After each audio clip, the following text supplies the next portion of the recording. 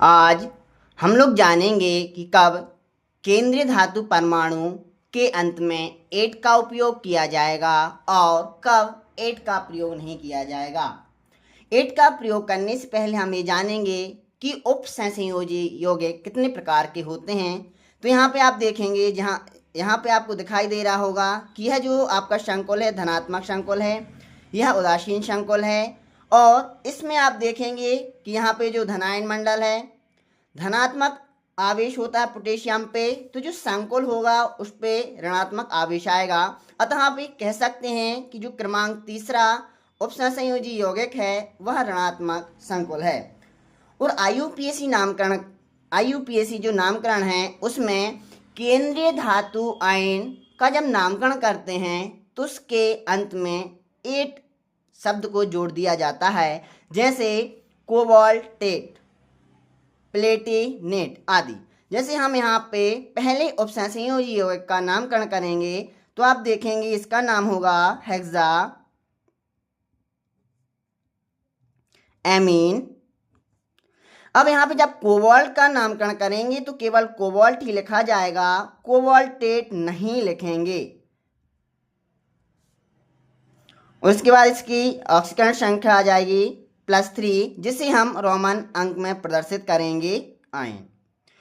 वहीं जब आप तीसरे संकुल का आईयूपीएसी नामकरण करेंगे, चूँकि आपको याद है कि ये संकुल जो ऋणात्मक है, या आप देखेंगे कि आप कैसे पता करें कि संकुल ऋणात्मक है या धनात्मक है, तो या तो डायरेक्ट आप देखेंगे आपके उपसंयोजी यौगिक चौथे के समान आपको ऋणात्मक आवेश मिलेगा, या फिर आपको जानने को मिलेगा या देखने को मिलेगा कि उस संकुल में कोई धनात्मक आयन जुड़ा हुआ है। धनात्मक आयन को जब अलग करेंगे तो ओवरऑल उस संकुल पे ऋणात्मक आवेश आ जाएगा। तो यहाँ समूह जो आपका यौगिक तीसरा है, जब उसका आईयूपीएसी नामकरण करेंगे तो आप पाएंगे हेक्सा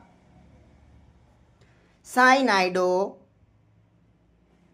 या आप केवल साइनो का भी उपयोग कर सकते हैं।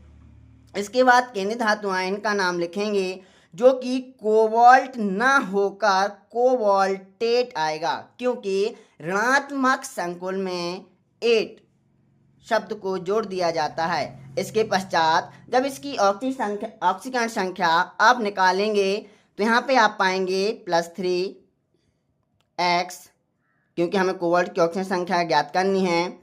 साइनाइड जिसकी ऑक्सीकरण संख्या -1 होती है, उनकी संख्या कितनी है 6 बराबर 0, +3x -6 बराबर 0, -3 बराबर 0, तो x बराबर आ जाएगा +3, जिसे हम रोमन अंक में लिखेंगे।